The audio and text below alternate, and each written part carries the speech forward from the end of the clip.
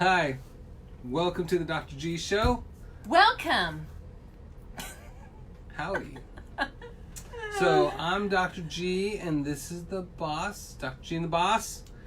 And my name is Dr. Patrick Garrett, and this is Holly Hajaj. I can introduce myself.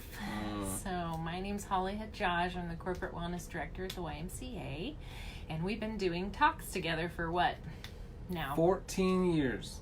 It kind of feels that way. Hey, there's Jeff and Marcia. So this is episode 133. We started back in 2016. Has it been that long? Yeah, since like spring of 2016, I think. Hi. That's a Hi, long time. Gina. Hey, and it's not snowing today, so we won't have a messed up show like we did last time. We were having some kind of weird, sketchy signal there. It was very sketchy weather. Yeah. Yeah. So, and the parts that you guys missed, that was the most pivotal part of the whole discussion. Yeah, so you're pretty much not going to be able to have any quality of life for the rest of your life as a result of that. That's right. So, what are we talking about today? Today, we're going to talk about emotions. Oh. So, the last time I was here, I don't remember what we're doing the show on. What we're doing the show on? Nutrition, something healthy. That doesn't sound like our show. You're right. I don't remember what it was about. Anger. So anger came up in the conversation, all right? And then at least this is what I remember. You're angry. This is what I remember. It probably because it triggered me so much. So Dr. G said that when we get angry, our blood vessels constrict by 90% or something like this. And I was like, what? Because that's crazy, because deep down inside, I'm like, wow, I'm angry a lot. That's not good. And then your blood vessels constricted? And then they constricted and you died. Right then. And she died. So anyway, that really stuck with me. And at that time, I think I said, we should do a show on that. We should do a show on emotions. Oh, hey, Sarah's working out. At the Y. And listening at the same time. She can lift. She's lifting and listening. She's doing twofers. She's LL That's what I call at the twofers and threefers. That's LL at the That's Y. good when you can build on things. So, you can work out and listen to whatever you need to listen to. It's a podcast or, and have a friend nearby. And we gotta wait till she's all the way up with the weight, and then make her laugh. And then she buckles. We need a picture. That's right. There's Gina. So anyway, I thought Gina and Jeannie. Yeah. All right. So I thought that this was interesting, and I was curious to know what kinds of different chemicals we make based on different emotions. So we're going to talk about what happens. What are the 5 things we're going to talk about? The west side, the east. Oh no. The physiology. No. Yeah. We're going to talk about 5 different emotions, right? No, only 4. But we are going to talk about physiology. Yes. Is interrupting a emotion? All right. So the physiology of emotions, and so we're going to talk about anger, anxiety, love, depression. You forgot happiness. Depression. Yeah. So Mm. anger, anxiety, depression, and happiness. love, and happiness. And this is new for us, so we're not sure how exactly this is going to go for this hour, how far we're going to get. I feel like anxiety and depression go together, and love and happiness, and then anger's all by itself. Anger's the person that doesn't have any of those. I think anxiety and depression are 2 different things. What are you guys... What are you guys curious about? We could leave it up to you as to where we start. Markel said dopamine. Dopamine. Dopamine makes you feel dope. Dope. What would dopamine be associated with then? Dope. So with emotions, we got some really interesting charts too. But with emotions, there's 4 different parts of this. There's the physiological feeling. Do it. What? Oh man, physiological feeling. He wants me to sing to the tune Sexual healing. Sexual healing. But you use physiological no, feeling. it's not funny. It's not going to be funny. It is funny. All right, so then nonverbal reactions, which is where most guys get in trouble. And then cognitive interpretation, which is where most guys get in trouble. Actually, cognitive interpretation I think that's huge because that's like imprinting, and we come up with all kinds of interesting perceptions about situations that may or may not be true, mostly untrue. Yeah, all those misunderstandings. Yeah. So I do a webinar on mindfulness. Yeah. And okay, Jelly. That's a jelly school. And all right, so I have some questions for you guys. What do you think? What about verbal expression? Okay, verbal expression. So That's verbal the last expression. thing. So verbal expression is the last component of emotions. So one thing, with those 4 components, physiological feeling that you can't control, right? Non-verbal reactions you can't control. Cognitive interpretation, which I think you can control or overthink. And verbal expression you can control. So 2 can't, 2 can. Well, Where do most guys get in trouble and where do most women get in trouble? And why are you so gender specific? I'm going to argue with you on how much control we have over them. Over what? Cognitive interpretation? So That's emotional intelligence, though. So when we have an emotion, that emotion triggers, right? And that happens, and yes, there is a physiological response. Yeah. But any emotion in general will last on average anywhere from 45 seconds to a minute. That's it.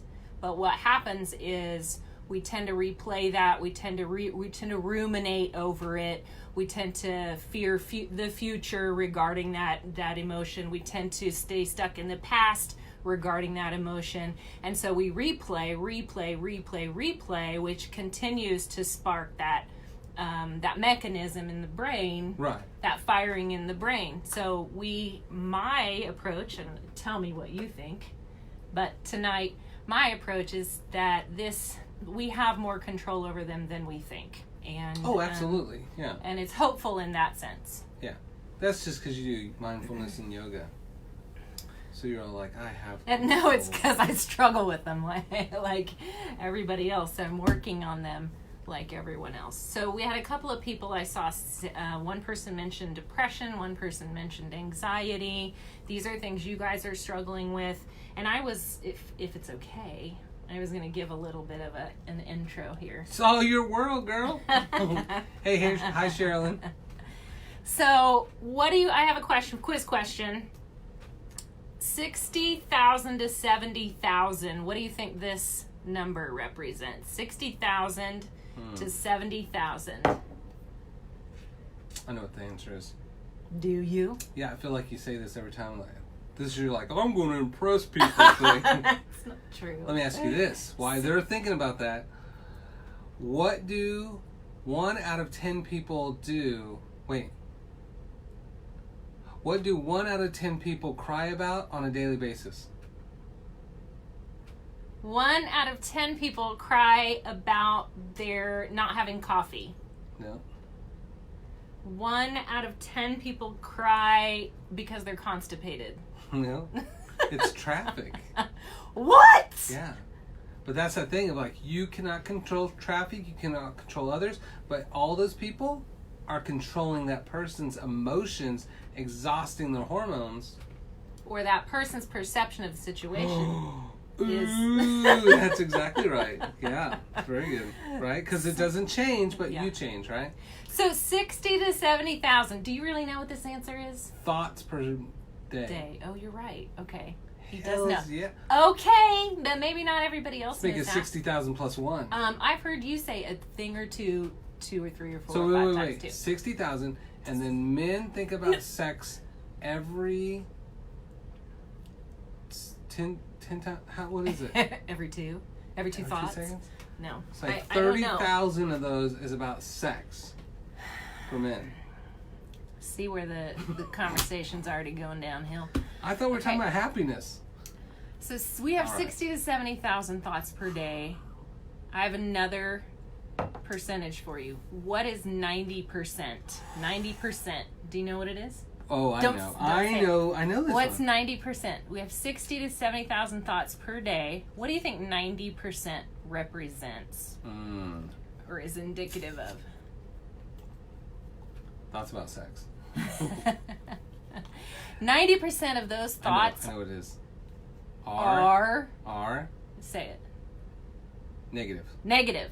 Boom. Negative. That's right. Isn't that crazy? Yes. So that's like when you have people do positive journaling. That first time is just like, what is positive that happened today? And they're like, I don't know.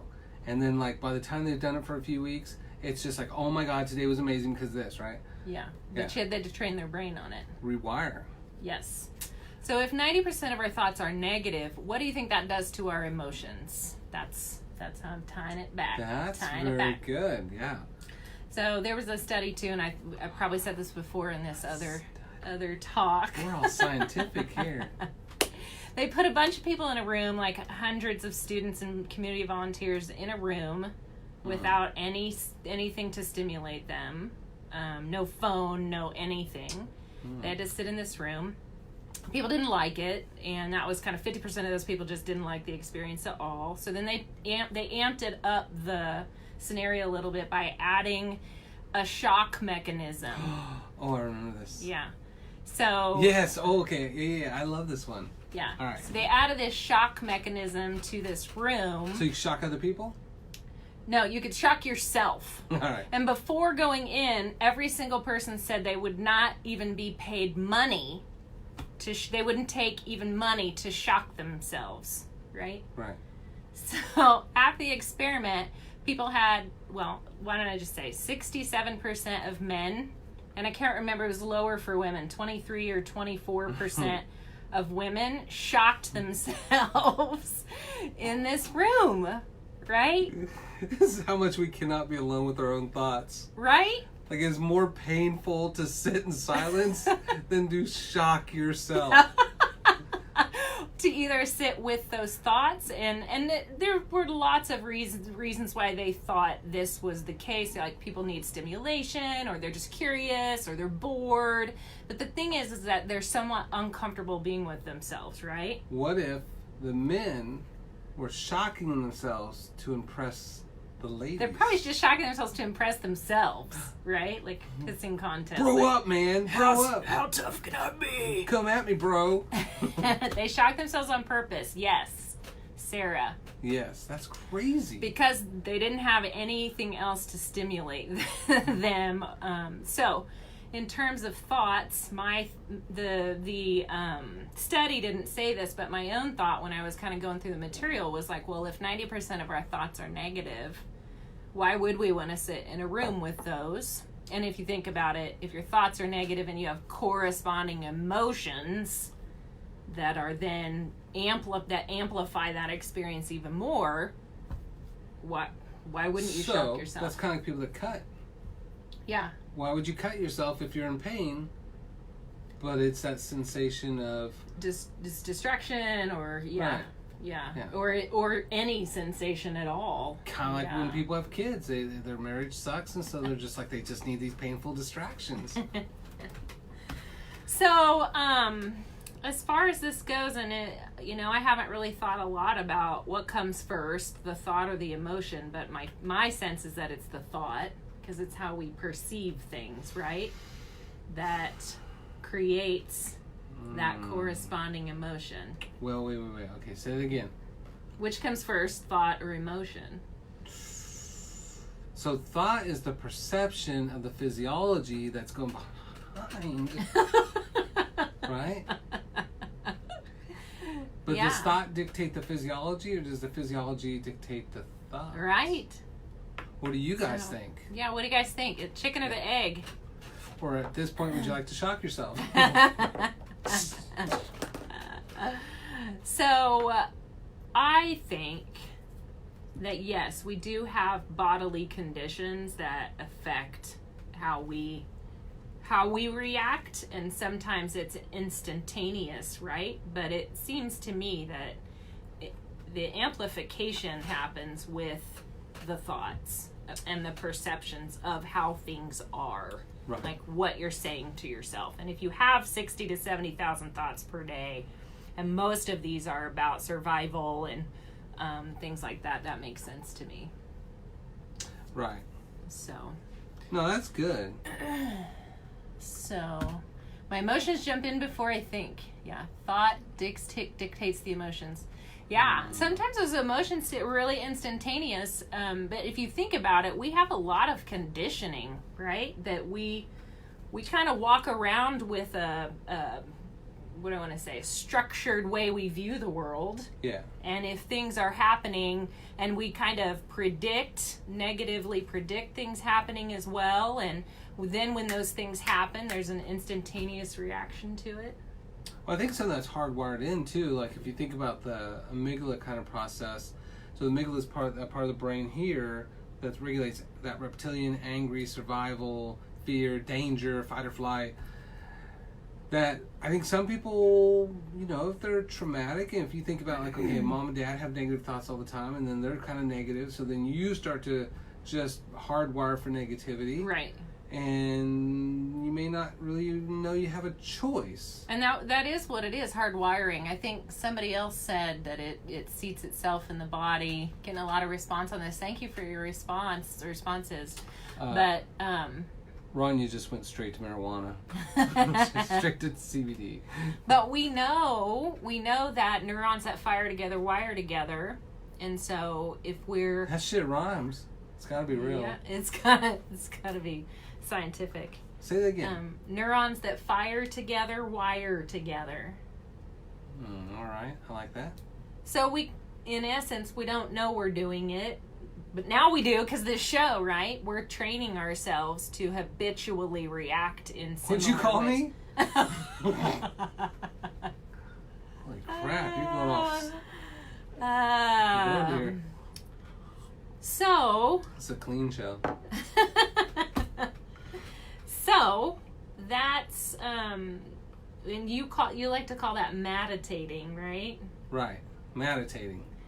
So we have Trademark these, pending. yeah, we have these thoughts and these corresponding emotions, and these neurons start to fire together in a certain particular way, and the more they fire together, the stronger they get in the brain. Yeah, and they recruit to reinforce. Yeah.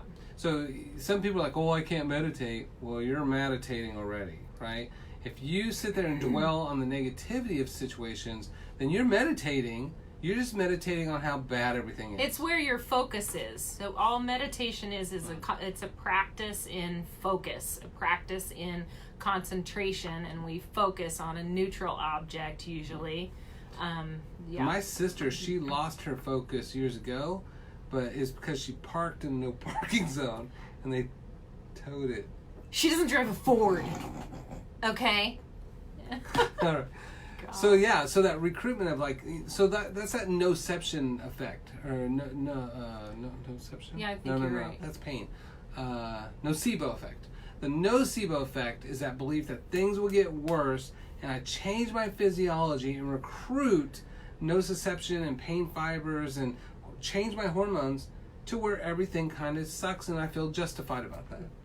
The same thing as placebo works just as equally as well for the good. So you can meditate on the good or you can meditate on the bad, but either way, you are wiring your brain for those emotions. Yeah.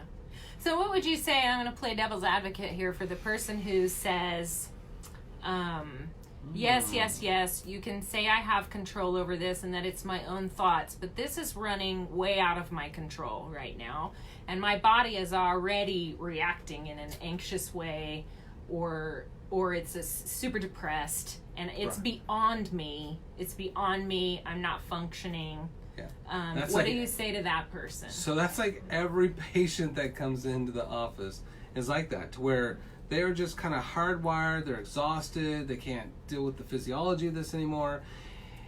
And great, change. It's kind of like, well, I go the same direction every day and it sucks. Well, I was about to cuss. Change directions, right? Go a different way.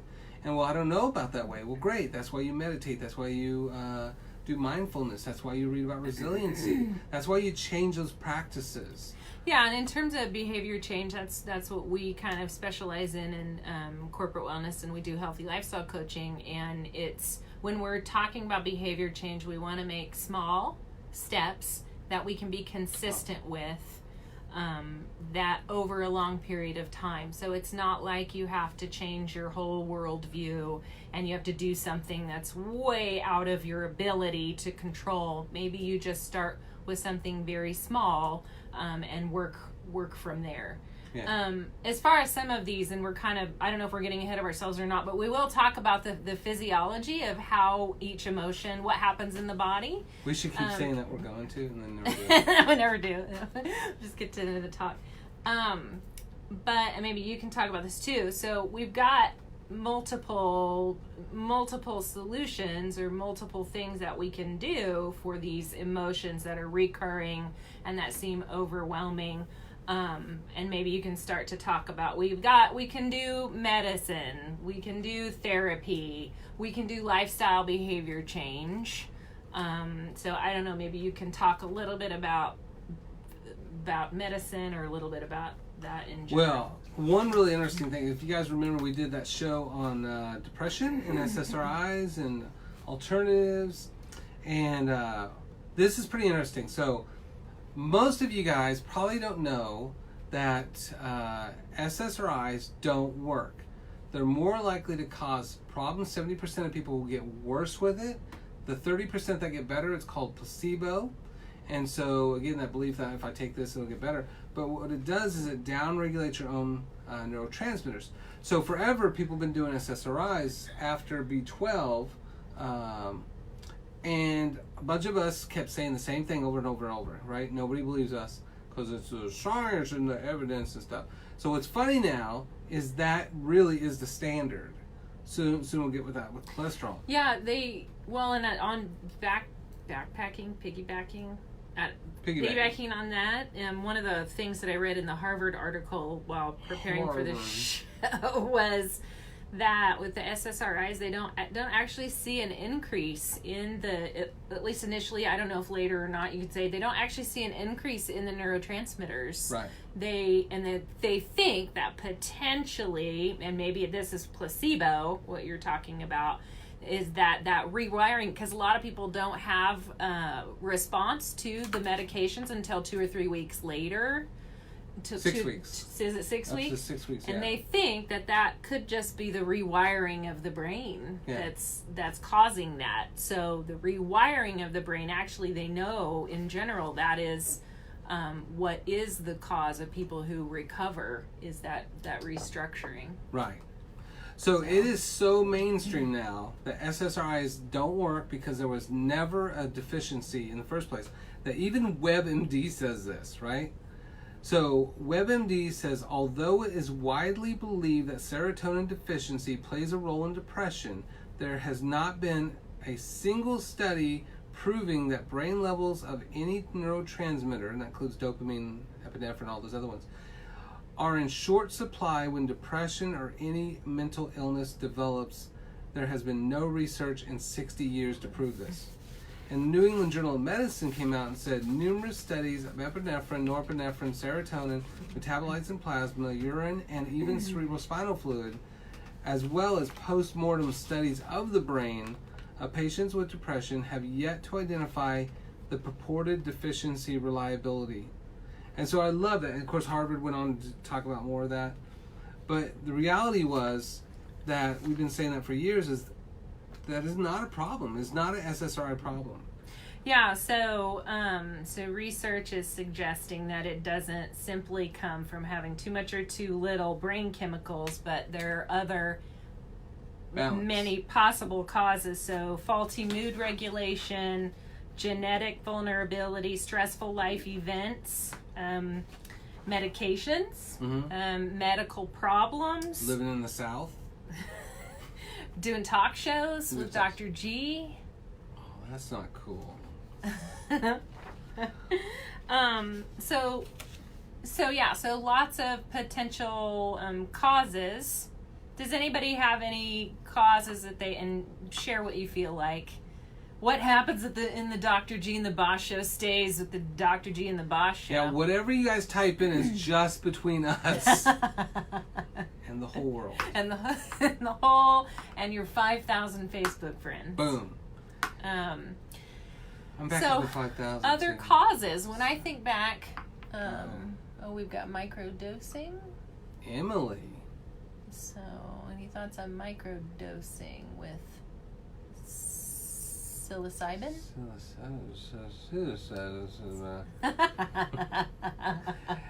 Microdosing of psilocybin. Now, Emily, you know I'm Texas educated. I can't pronounce big words. It's not like we're trying to synthesize a methylated alkaloid here. No, here right? we go. That's one that's been around for a while. Tex. So there's lots of reasons why we might have emotional dysregulation, right?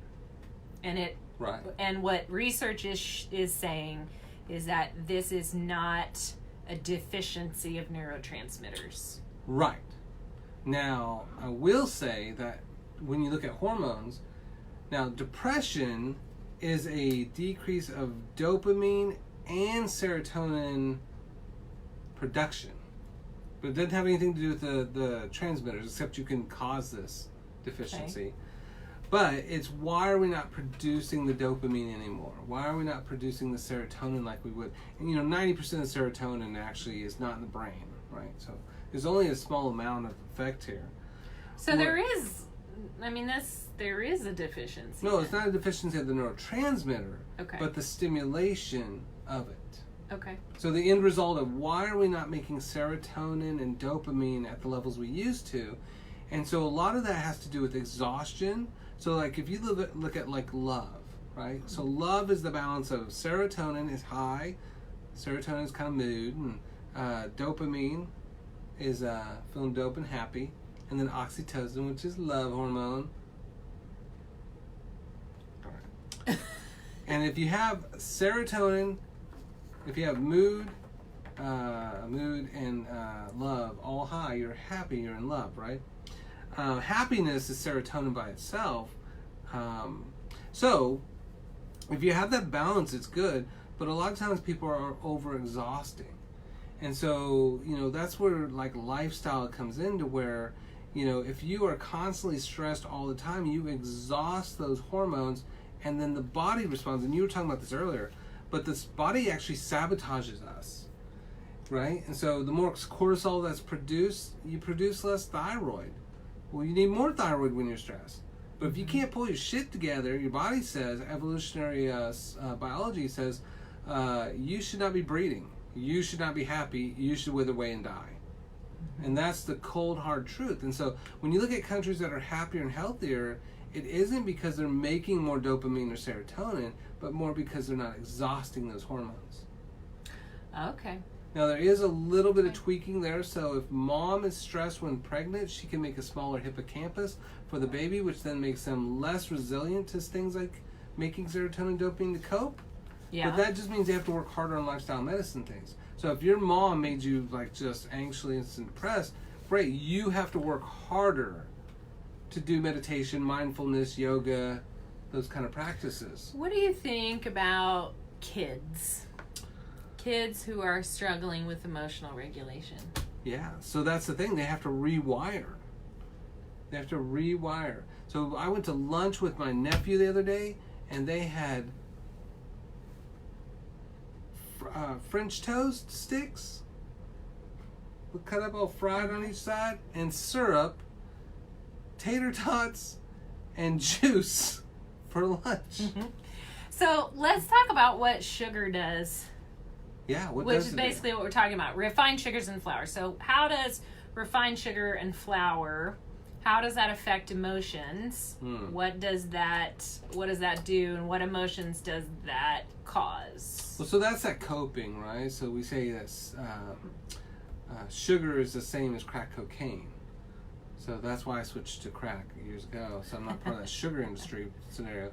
But sugar is more addicting than crack cocaine, right? That's a drug for us. And so we can manipulate behavior from that. Of course, wheat and dairy, we always say, is morphine, and it's 20 times more addicting than morphine as a street drug. And so we can control behavior with food now, or try to cope with food. But in the neurochemistry of the brain, the MRI, the functional MRI of a brain that is obese from sugar, wheat, and dairy is the same as an alcoholic's brain, which is the same as a crackhead's brain. So what emotions is that inducing? So let's take us through a typical American breakfast. You have breakfast, right? You've got your juice and your cereal and your milk and your toast and your jelly and all this stuff that's just full of sugar and carbs. You eat it. Right. Then what happens in the body? So if you eat high glycemic, it's going to spike blood sugar too fast. And then we overproduce insulin because everything in the body is negative feedback. So we're overproducing, right? And so it overproduces insulin, which drops the blood sugar too low. We don't like blood sugar being too low. What are some of the symptoms that happen when we have blood sugar too low? Well, hypoglycemia stuff like sweating and shakiness and fainting, that kind of stuff. But this is micro expression. Is that carb crash too? Could you get really lethargic and tired? Right, but in the beginning, your body's going to try to compensate by using cortisol to raise blood sugar back up, and epinephrine, norepinephrine. Okay. And so dopamine comes from, so if you look at dopamine, it converts into epinephrine, norepinephrine.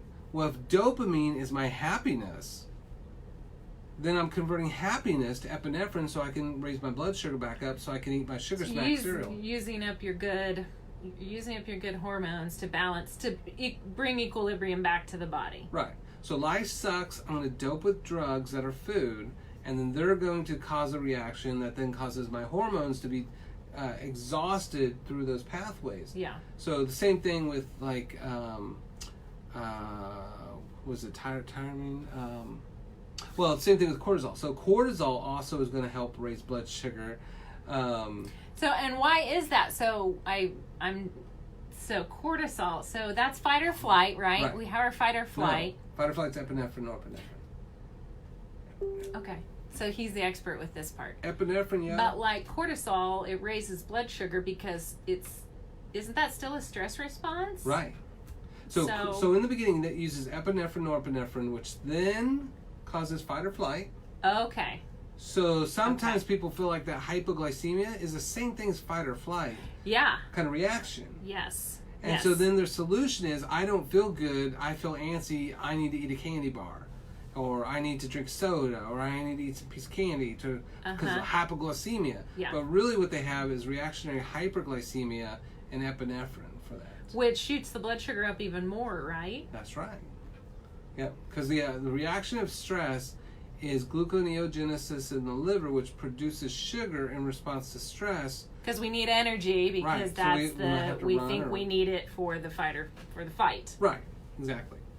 So then the response. So that's the thing. Like, so if you eat that way, like American, you're going to constantly be exerting that physiological response of anxiety, which then eventually you're going to exhaust and you'll end up depressed. And then you will seek more of that food to try to feel less stressed and less depressed, which then exhausts it, and then the physiology of your brain, the actual blood distribution of your brain changes to constantly seek pleasure as if you're a crackhead or an alcoholic. Because you can't keep yourself balanced anymore. Right. Or an alcoholic crackhead. So nutritionally, so we know nutritionally sugar is an issue. Yeah. Sugar and flour. What about caffeine? So caffeine's the same. So what's interesting with caffeine, we talked about this before, is if you look at chocolate and soda, they have the same amount of caffeine, 35 milligrams per serving. So used to a soda was 2.5 servings. So for you, a friend, and a midget. But everybody just drank 1. So they changed it to 1, but the caffeine content didn't change with that. Uh-huh. So we're drinking for 2.5 with caffeine. Same thing with chocolate, eating a whole chocolate bar, you're getting all that caffeine. And so then you have Red Bull, which is 85 milligrams. Then you have coffee, which is 100 to 200 milligrams caffeine. So like a Venti Mocha, it only takes 350 milligrams of caffeine to cause anxiety. So then people drink their venti mocha in the morning. So Mm-hmm. they get the caffeine from the chocolate, caffeine from the coffee, and then I feel anxious. I'm making fight or flight, and I'm just like, I gotta get the hell out of here. But what the hell? There's nothing going on. Yeah. So then they just medicate that with something that downregulates your own production of serotonin, which then makes you drink more coffee to compensate, and then you end up just fueling that situation. So so this is certainly one probably major cause of anxiety and following with depression. So if anxiety was your question tonight, we know that nutrition plays a sound role in that, and caffeine as well plays a big role in dysregulating your emotions. And interruptus manicus. The two hormones that play for fight or flight are norepinephrine and epinephrine, adrenaline. But there's not just fight or flight. Does anybody know what the third one is? Fight or flight or... Say it. I know it is. Freeze. Freeze. So, one of the things that people have when they say that emotional response, it's just like, God dang it, I got so much to do. Maybe I'll watch TV and not be able to get shit done. And kind of numb out. Yeah, see? Carol knows what's up. So how many of you guys feel that emotional response? Like you can't control that. I even freeze in the moment though too, not like freezing, not going to the TV or my phone, but just freeze in the moment like I don't know what to do. Yeah. Like if I react to this anger, that's probably not good, or this anxiety, that's probably not good. If I shut down from it or avoid it, that's probably not good. So what do I do? Yeah. And that actually feels like a continued state as well, just like a constant not knowing what to do. And that's where people are like, oh man, I got a bunch of stuff to do, so I'll get jacked up on a bunch of chocolate, sugar, caffeine. I'll stay busy. And then they get the epinephrine, and then they're just like, I cannot figure out what to do, because what they need to do is go run or fight or flight, but they're freezing. They're just internalizing. You need to turn on that relaxation response. Right. Yeah. Play some Barry White. So. But they can, but no. So late. Yes. So on that, it's the same thing as these people, those people that get all stressed out and can't seem to function. So they're just like they end up taking a nap when they got a bunch of shit to be done. But they don't feel like they have control over that. But the food that we eat makes them feel like they're incapacitated towards action because of the freeze mechanism of the epinephrine norepinephrine that's caused by a high glycemic diet. Yeah. It's paralyzing, paralytic. We need to have that moment like that. That's for you to do. You never be doing that. I can do this. You just be so doing this a lot of things happen with anxiety in terms of what the response to the body. So anxiety and gastrointestinal disorders. That's why, like irritable bowel, they blamed on emotions, and so then they treat it with an SSRI for the gut called Zelnorm, but it got pulled from the market because it killed a bunch of people, because apparently messing with those neurotransmitters in the gut was bad. And they came on another drug and it got pulled from another market. Another drug got pulled from the market because it killed too many people. But that's a huge part of it, is you have that just, your gut's a mess because of that fight or flight from the anxiety. Yeah, not to mention the nutritional aspect that we've just talked about, compounding that as well. So if you're eating crappy and you're having anxiety, and then it's exacerbating one another. But yeah, about 10 to 20% of Americans suffer from functional digestive disorders, IBS, dyspepsia. They're hypersensitive to stimulation, ulcers, tumors, abdominal pain, bloating. We got respiratory disorders associated with anxiety as well. And then heart disease associated with anxiety. So you are 59%, you're 59% times more likely, is that right? Damn, 59% times more likely to have a heart attack. During times of? Stress, or for those who have like phobic anxieties, 31% more likely to die from constricts those one. blood vessels. And postmenopausal women, because due to anxiety, their risk is tripled for coronary event or stroke. Yeah. Plus, all the synthetic estrogens dramatically increase that too. So, and with that too, when we're having a lot of anxiety, and this is not to scare you if you have anxiety. Obviously, we don't want to create. Now you're more anxious. We don't want to create more. Yes.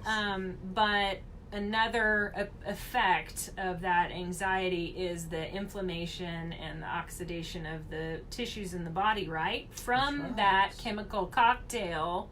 Yeah. It's all kind of this web stuff. Yes. So then we see that this damage starts happening to the tissues, and the body starts plaquing and plaquing the vessels, and we just kind of start breaking down. So we're here to talk about kind of what's causing that, and nutrition is one aspect, and nutrition and drinks as well. Also, drink on. One of the biggest contributors to excess to disease risk are your drinks. Yeah. So looking at, that's one of the first things that we start talking about with folks when they're trying to make lifestyle changes is, what are you drinking? Because the amount of sugar and excesses in our drinks makes a big difference as well. So both sweetened drinks and alcohol. What about mixing Red Bull with your cough syrup? Is that? No. Because I feel like I'm on a G5. Yeah. Now back to your, and I don't want to distract or anything, but when you were talking about exacerbation, it's a very common myth that leads to blindness. I knew you were going there. I knew you were going there. Oh. So You absolutely did not. So we started talking about medication and how that isn't that's one option for you for a lot of things, right? That's the first. He says no, and I agree, but it's only treating what we think. We think it's treating a symptom. We don't exactly know what these mechanisms are, but it's not really treating the cause. So other things that we can do to cope with anxiety are looking at diet, which we just talked about. You say it. What? You're going to say it. What am I going to say? All right, go on. What you always say. Oh, I know. Mm-hmm. I wasn't going to get there yet. All right. So is there anything else, though, before we move on in terms of diet? Absolutely a lot. Sugar and flour. Sugar, wheat, dairy. Trans fats. Whoa. You're being a little prejudiced there. They're just fats that were born. Go. Okay, wait. So caffeine. So sugar, wheat, dairy, caffeine, nicotine. Nicotine. I thought you said nobody smokes anymore. Look at you bringing it up. Nobody does smoke anymore. Everybody's vaping. Okay. Vaping's not good either. That's just either. chemicals in caffeine. But for mood, we're talking about mood and emotions. I think that's it. Is that it? Am I missing something, y'all? Sugar, wheat, refined flours, dairy, nicotine, caffeine. What else do people cope with food? So what we want instead are, with foods, whole foods as close to the original form as possible, in the form of, say it, plants. Your thing. Fruits, vegetable, nut, seed, berry, legumes, greens. Okay. Yeah, eat real food and don't eat to be full. That's the only two rules. Yeah. And also, mindful eating might be good for you as well if you're coping with stress through eating. So looking at portions and, Well, so that's... Yeah, and it's crazy because anxiety should be this easy to fix for most people. Now, if you have a tiger in the back of your car, you should be pretty stressed. But for most people, where it's white people problems or first world problems, like, oh, I couldn't get the hose wound up, so I gotta buy this extra thing to get the hose. And you know how many problems that... They don't understand how it is to be white. Have you ever seen those commercials? All those commercials. Just want to know who has a tiger in their car. What? Have you seen those videos from Saudi Arabia? What? Yeah, UAE, man, those people have tigers in their Lamborghinis and stuff. They're all balling there, man. Does anybody have any questions about anxiety? We're still, just throw your questions out. We'll try to address them. But so we've talked about medication. Yes, medication.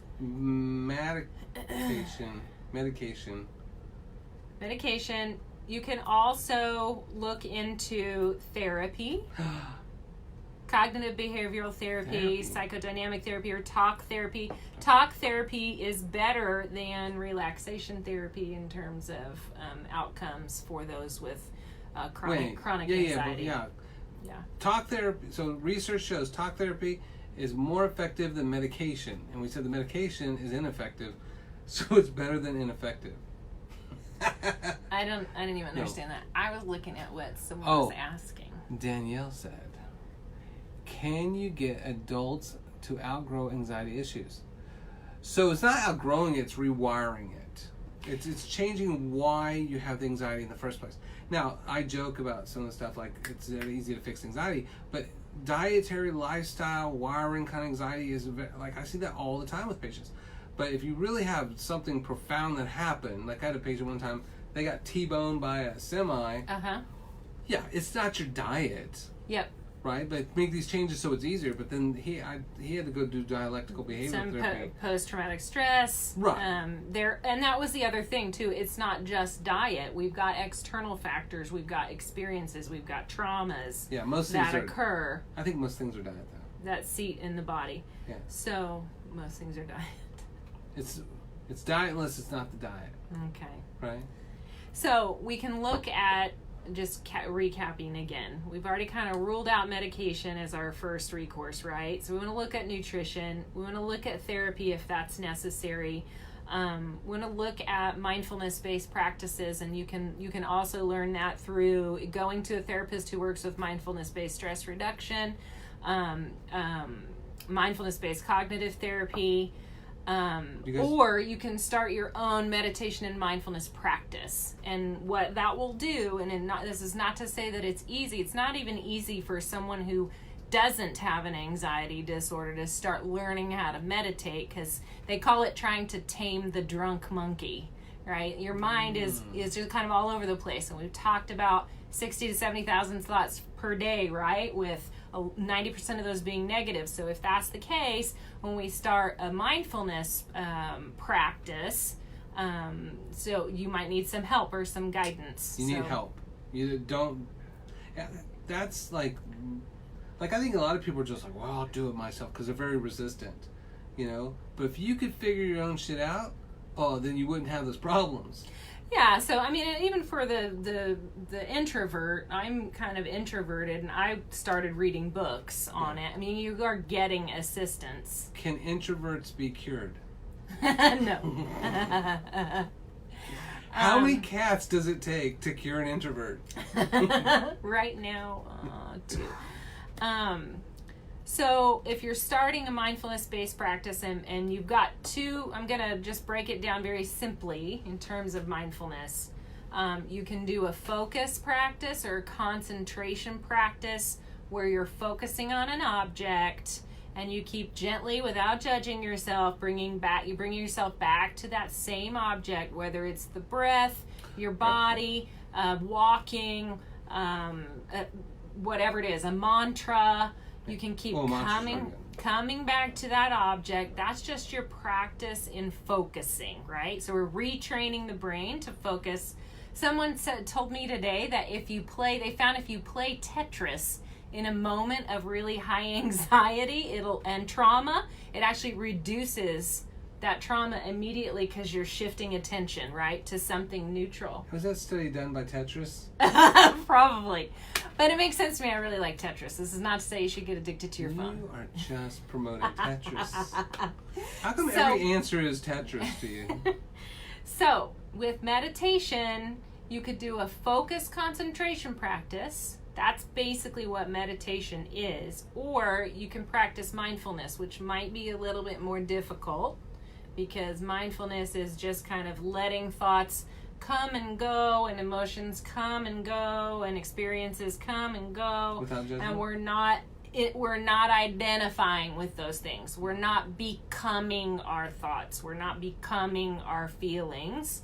That's a little bit different practice. So that's okay. So Scott always says like, that's what he's like. Oh, I'm feeling angry. Isn't that interesting?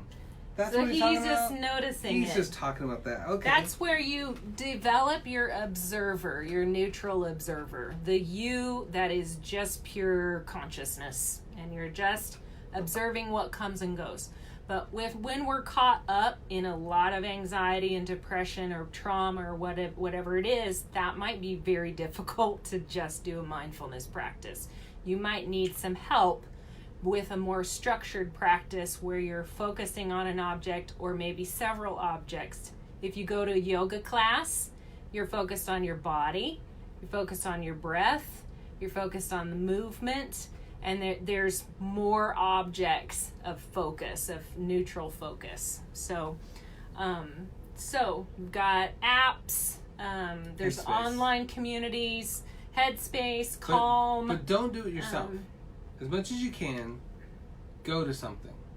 Yeah, there's lots of mindfulness groups cropping up everywhere, and you can do that for support as well. But and every Saturday at how did you know about it? You're the one who invited me.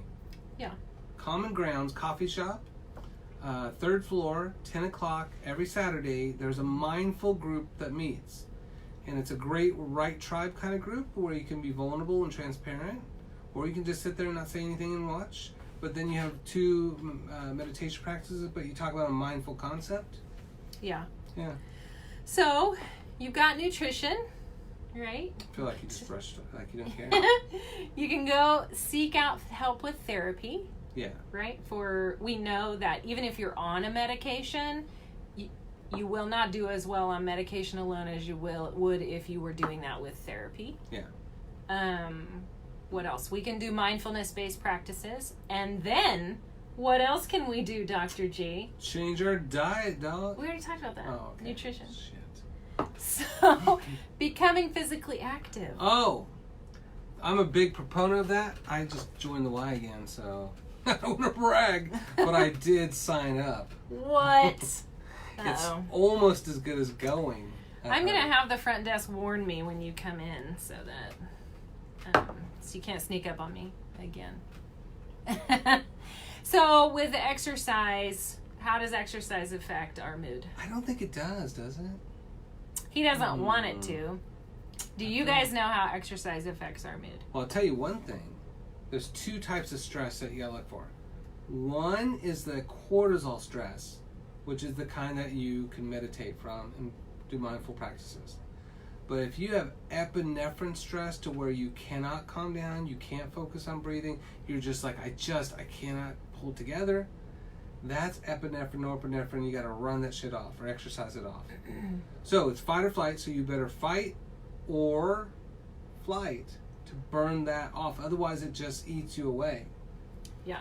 So that's where, like, you may be doing meditation, but if some trauma happens or a trauma response, and you're just like, I cannot seem to get it together, and I usually can, go run that off. Right. Add some physical activity to it. You can even, instead of a sitting meditation, too, you could do walking meditation. Or is that possible? You can, yes. Would you just focus on breathing while you're walking? So it's kind of cool. You try it. So you could say, as with each step, you might say, inhale, inhale, Ooh. inhale, exhale, exhale, exhale. Go to hell. Inhale, inhale, go to hell. Yeah. So, Okay, I like that. Mindfulness changed how I breathe when I run. Yeah. Like, it's a whole different thing. The other thing, it will immediately lower your blood pressure. Yeah. Immediately. Ann says it makes her happy. No. 2 minutes. Of exercise? No. God dang it. 2 minutes of deep breathing. Just 2 minutes will activate the parasympathetic nervous response through the vagus nerve. Bam. So, you inhale. That's science. 2, 3, 4, 5. Exhale 2, 3, 4, or 5. Do that for 2 minutes. Anybody can do that anywhere, anytime. Everybody's got 2 minutes. Yeah. So if you need to turn off that cortisol or that epinephrine, that response, and you can't get out of wherever you're at, go to the bathroom, get in your car, do it at your desk. Nobody's going to know. So just 2 minutes of deep breathing. Yeah. So we can't forget breathing. But I can breathe out to 8 and 9. I don't want to brag. It feels really, really good. Try this. Try it after the show tonight. Everyone's got 2 minutes. Time yourself with your phone and notice the difference. Note how you feel before and then note how you feel after. The effect is immediate. Well, On asked about being an expert in Bayesian. Yeah. So that is releasing oxytocin, which is de-stressing. Yeah. But that's where that epinephrine, norepinephrine for fight or flight. What was it, anxiety? No. But people can seek out that too to replace that instead of sugar. That can also become addictive. Jumping out of Well. airplanes. Right. Same thing. Right. Yeah. So they should, right? The other thing we did not talk about were adaptogens. I feel like you're skipping that comment. I am. Was adaptogens. Plagued with PTSD, do you think you will always have issues with it for your life? No. You don't have to have issues with that. You might. Yes. It might be, and some people say it's like peeling away the layers of the onion, right? Right. But you can continue to make progress. There's always hope. There's always progress that can be made. I'll give you an example. When I was a kid, we had a dog. It was a Keeshond, which is kind of like a chow, kind of looking dog, right? That dog just wham and bit me in the face, right? So that's why I still got that scar there. I don't want to brag or anything, but this dog viciously attacked me. He just bit me, right? So he like this and bit me, right?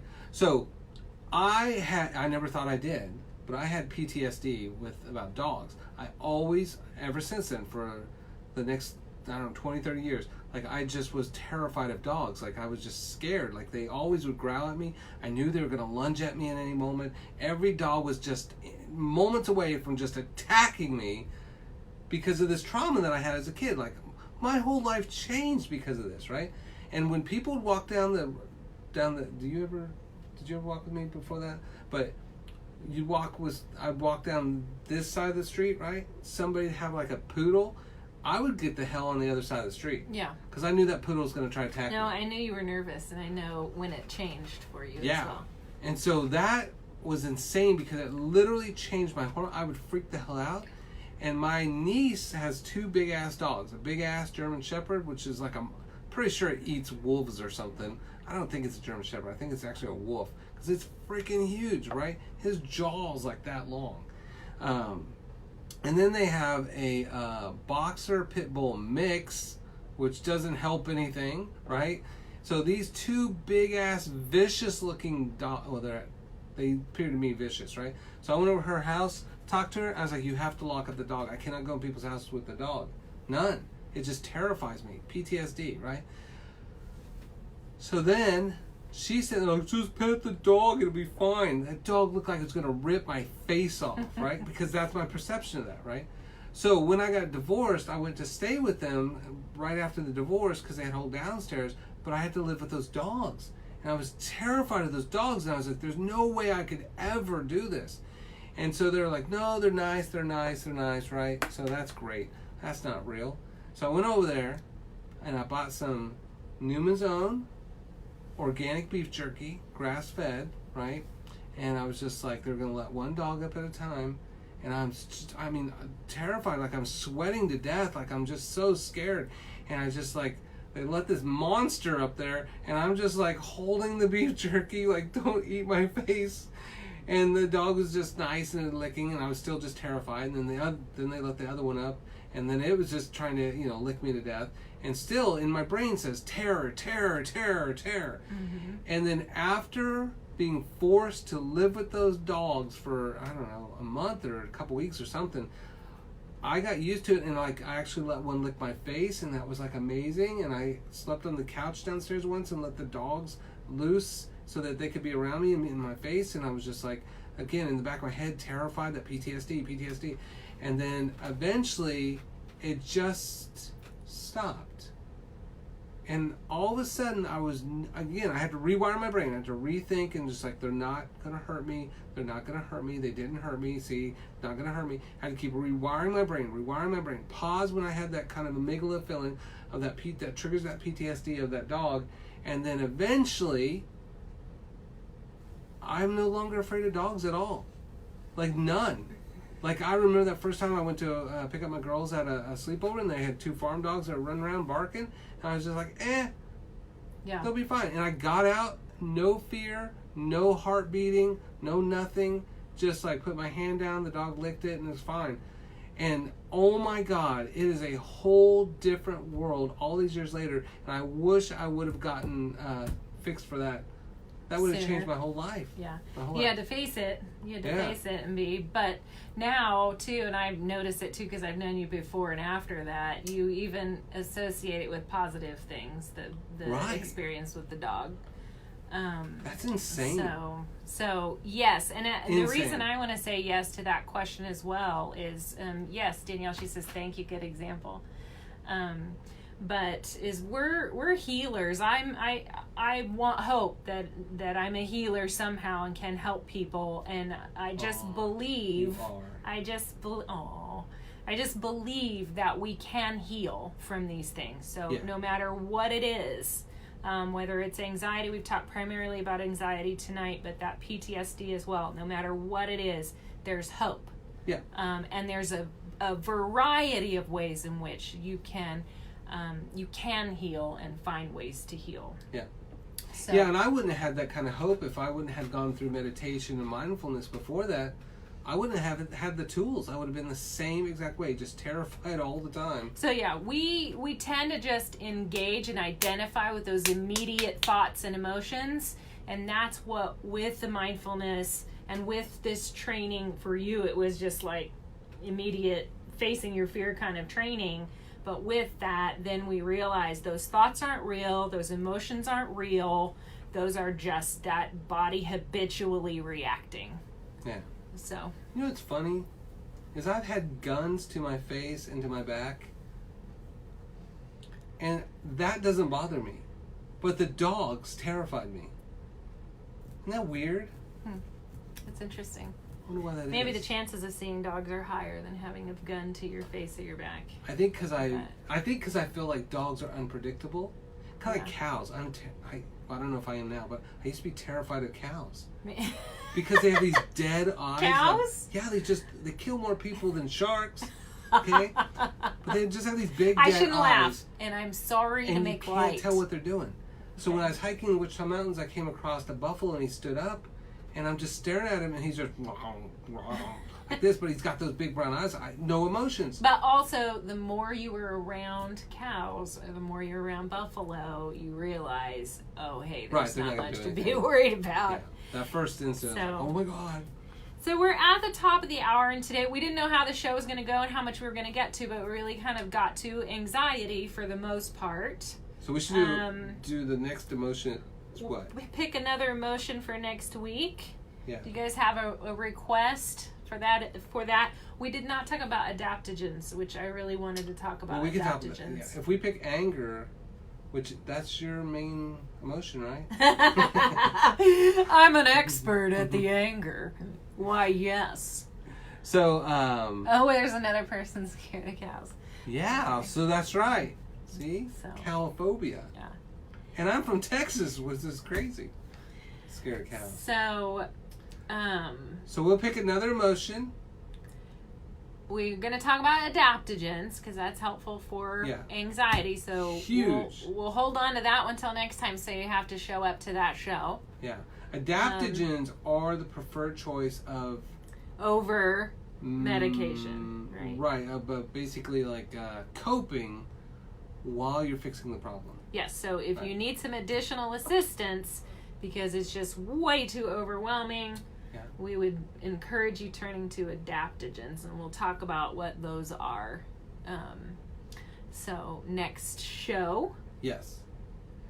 If you guys have requests, you can type those in the comments. Yep. Now or later. And that'll give us something to prepare with. Definitely. All right. So we'll talk more about this, and we have anger, anxiety, love, and depression, and happiness. So, thanks for joining. And we'll probably include sex and self-love in there too, right? In the love in the love portion. part, because it's oxytocin. It's all oxytocin. So. Self-induced oxytocin. Yes. All right. All right. Thank you, everyone. Don't See you next week. Don't touch that button, though.